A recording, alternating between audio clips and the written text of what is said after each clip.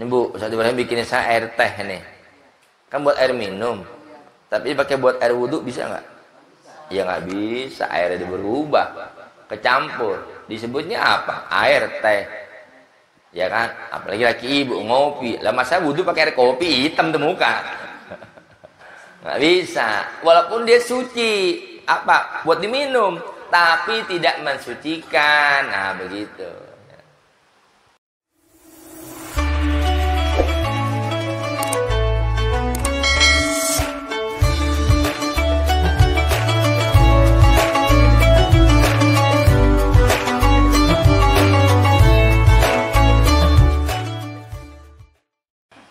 Bismillahirrahmanirrahim. Faslun, artinya air yang suci menyucikan.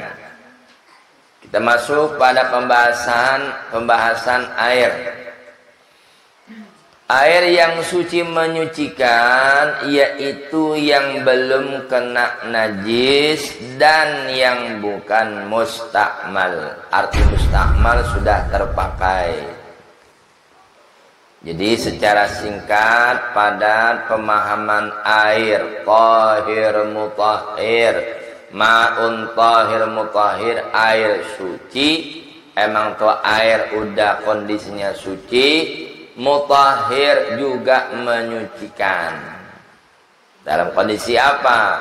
Ya nggak kena najis dan juga belum dipakai. Banyak orang Bu masih salah kaprah, salah paham.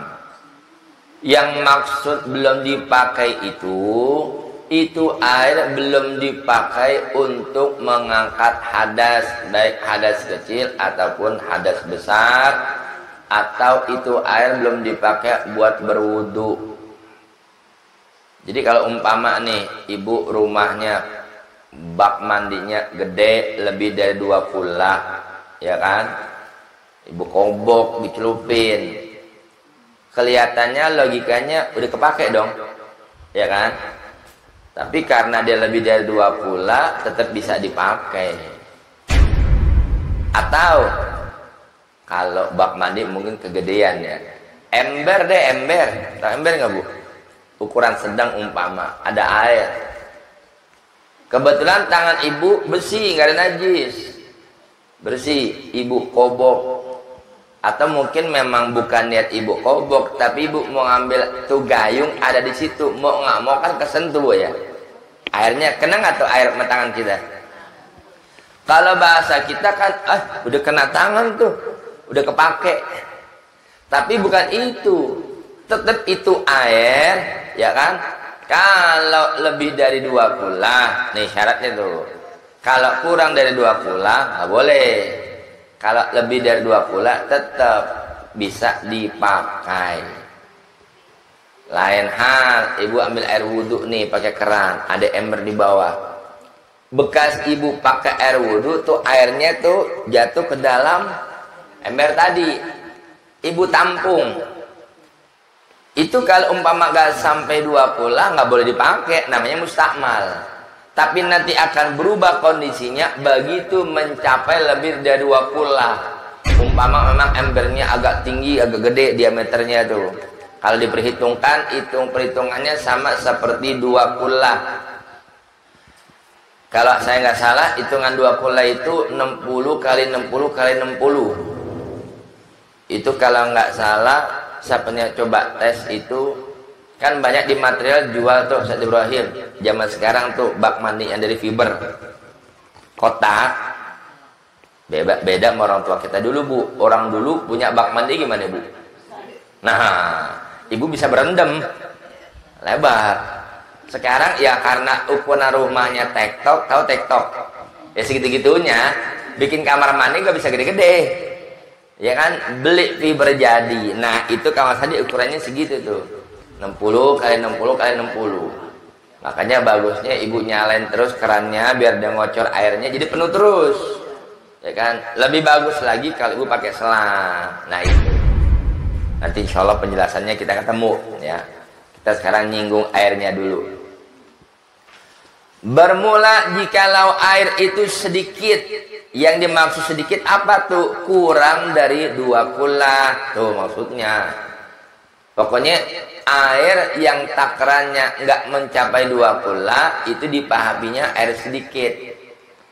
Ya, mungkin maaf kalau buat sekedar hajat kita, buat nyiram, maaf, buat nyebok itu lumayan banyak airnya. Tapi kalau dikobok tuh air tetap disebutnya air yang sedikit. Kenapa? Karena takarannya kurang dari 2 kula.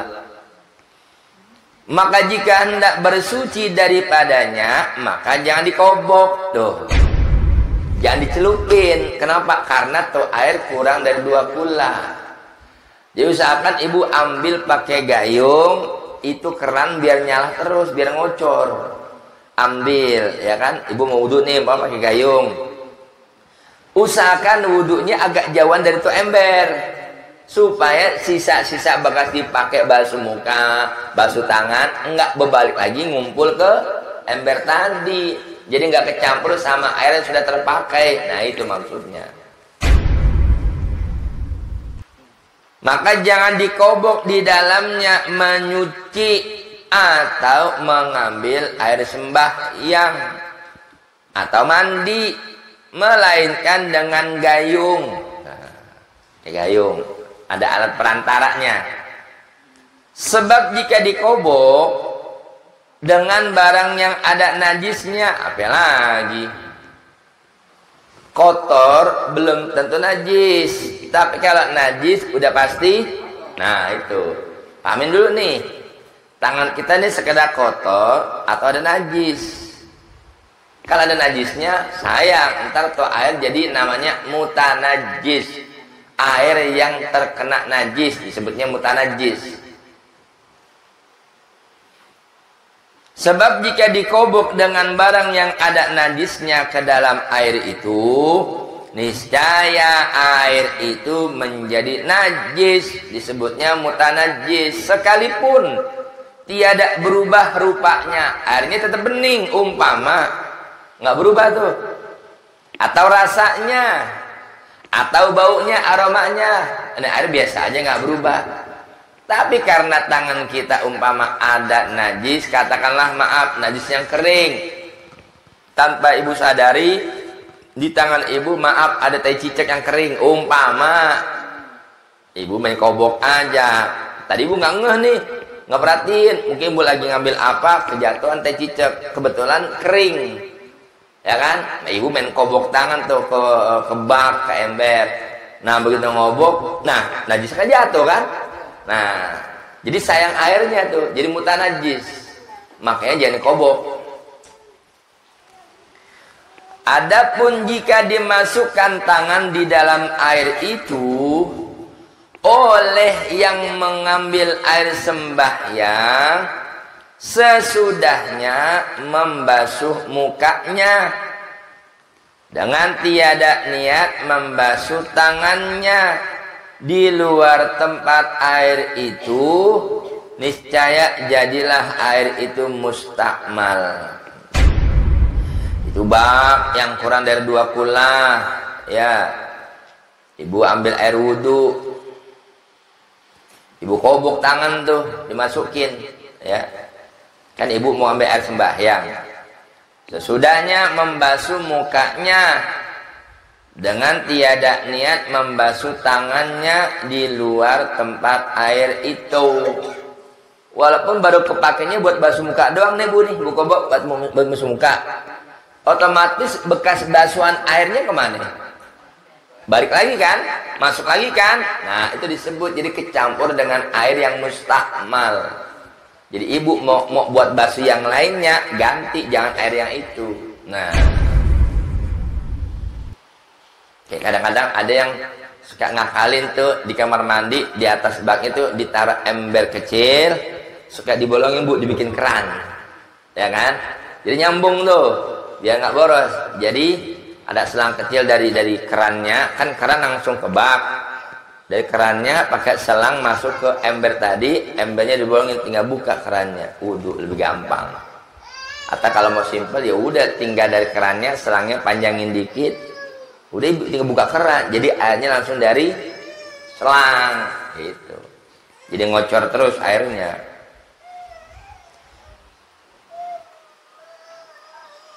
Dengan tiada niat membasuh tangannya di luar tempat itu, di luar tempat air itu, niscaya jadilah air itu mustakmal, hukumnya jadi kepake, yang sudah terpakai itu air.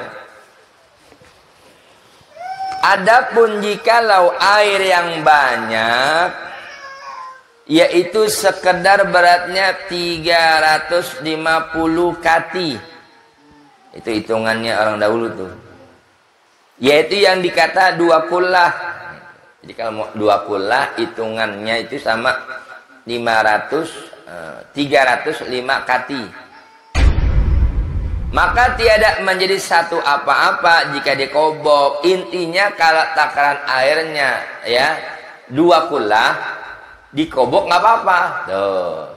Tapi kalau baru sekedar seember, tapi embernya kan walaupun gede, kalau takarannya nggak sampai 2 kullah nggak bisa, tetap disebutnya mustakmal. Pokoknya 2 kullah lebih. Nah, itulah hikmahnya orang tua dulu ya. Kalau bahasa kita Bu, cari amannya begitu. Dia bikin baknya pada gede-gede. Jadi ada kata dia wudhu di situ, maaf mau dikobok tuh air, ya kan?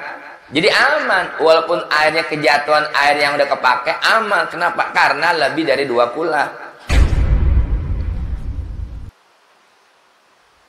Yaitu yang dikata 2 kullah, maka tiada menjadi satu apa-apa jika dikobok di dalamnya.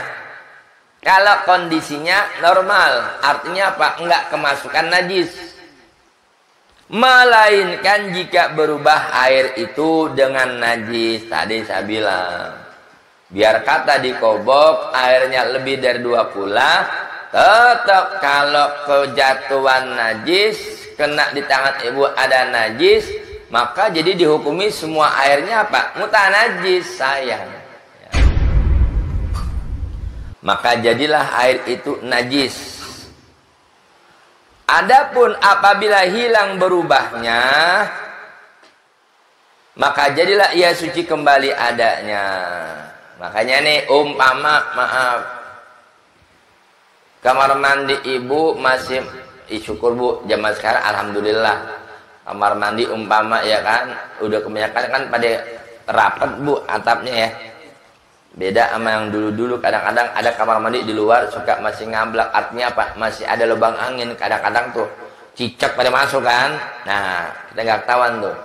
Sekarang maaf, bukan teh cicaknya mati, kan bangke kan? Najis nggak? Jatuh di bak kamar mandi ibu. Otomatis semua airnya jadi apa? Mutanajis kan?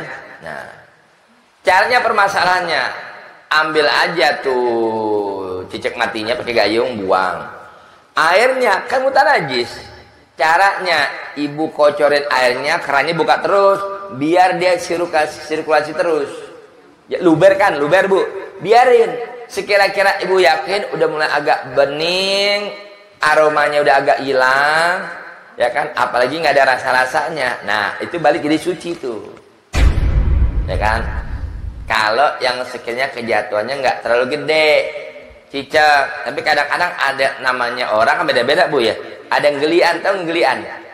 Kejatuhan cicak, lakinya nggak geli, kocorin aja. Bini tahu, ih abang, kan tadi habis kejatuhan cicak. Cicaknya mana? Udah abang buang. Airnya udah kocorin aja. Kira-kira 4 jam sirkulasi. Entah balik lagi. Emang dasar bininya geli? Nggak bang ah, pokoknya mau dikuras. Kan yang begitu kan? Ya terserah deh tuh sama masing-masing. Itu cicak. Bagaimana kejatuhan tikus? Nah, kalau tikus mah udah jelas ibu, semua orang nggak geli, ya kan? Mau nggak mau diapain baknya? Dikuras. Kalian udah bersihin. Nah,